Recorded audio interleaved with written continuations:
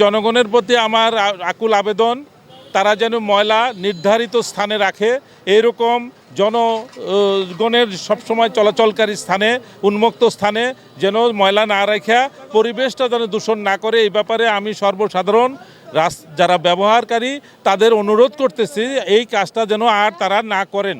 এইটা আমার অনুরোধ প্রত্যেকের প্রতি রইল। আমরা এই কার্যক্রম চালু থাকবে আমাদের পক্ষে, তবে যদি মানুষ কম ময়লা ফেলে রাস্তায়, তাহলে আমাদের কাজটা কষ্টটা একটু কম হবে। না হলে আমাদের কষ্ট, এই পরিষ্কার পরিচ্ছন্নতা অভিযান চলমান থাকবে, কষ্টটা বেশি হবে। অনুরোধ থাকবে যেন ময়লা রাস্তায় এবং ব্রিজের উপর না ফেলে। আমরা যানজট নিরসনের জন্য সর্বদা নিয়োজিত আছি। এই রাস্তায় ময়লা ফেলানোর কারণে যানজট সৃষ্টি হয়, জনদুর্ভোগ সৃষ্টি হয়, মানুষের পথ চলাচলে বিভ্রাট ঘটে। এইগুলা এছাড়াও আমরা যেহেতু ট্রাফিকে যারা কাজ করি, তারা 8 ঘন্টা থেকে 16 ঘন্টা পর্যন্ত এই রাস্তায় থাকি, রাস্তার উপরই আমাদের কর্মক্ষেত্র। সেহেতু এখানে এইসব ময়লার থেকে নানান রকম রোগ জীবাণু, দুর্গন্ধ ছড়ায় মানুষের নানান রকম অসুখের কারণ হচ্ছে। আমরা নিজেরাও এর ভিকটিম।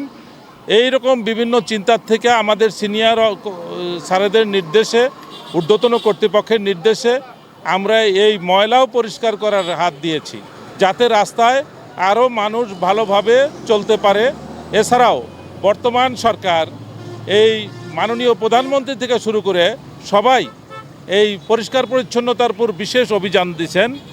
বিষয় আমরাও এই একই পথ অনুসরণ করে, তার দিক নির্দেশনাকে আমরা অনুসরণ করে আমরাও এই রাস্তাঘাট যাতে পরিষ্কার থাকে সেভাবে আমরা নিজেদেরকে সম্পৃক্ত করছি। ব্রিজের উপরে যে ময়লাগুলা, এইগুলা আমরা যদি সবাই যদি সচেতন হয়, তাহলে এই ময়লাগুলা থাকে না।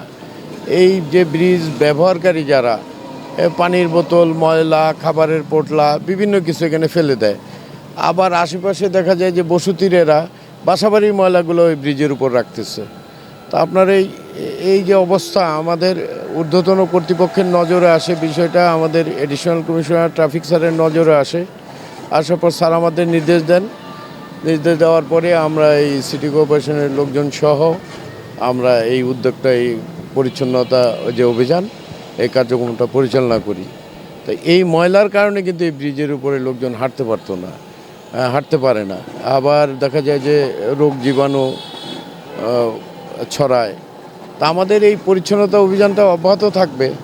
তবে সবার কাছে অনুরোধ থাকবে যে এই ব্রিজটা তো সবাই ব্যবহার করে, যেন এই ব্যবহারের জায়গাটা আপনার পরিষ্কার পরিচ্ছন্ন রাখে। আজকে যে ব্যক্তি বাসের থেকে একটা বোতল ফেলাইলো, বা হাঁটার পথে একটা পানির বোতল রাখলো, বা একটা ময়লার ব্যাগ ফেলাইলো, সে আবার দেখা যাবে পরের দিনই সে এই রাস্তায় এই প্রতিবন্ধকতার শিকার হচ্ছে, এই ময়লার শিকার হচ্ছে, এই ব্রিজের উপরে হাঁটার পথে দুর্গন্ধের শিকার হচ্ছে। এটা কিন্তু আমি মনে করি যে এটা যদি সবাই সচেতন হয়, তাহলে এই ব্রিজটা, এই বাবুবাজার ব্রিজ বলেন এবং রাস্তাঘাট বলেন, পরিষ্কার পরিচ্ছন্নতা থাকবে। এবং এটা পরিষ্কার পরিচ্ছন্ন রাখা আমাদের সকলের দায়িত্ব, এটা সকলের কর্তব্যের মধ্যেও পড়ে।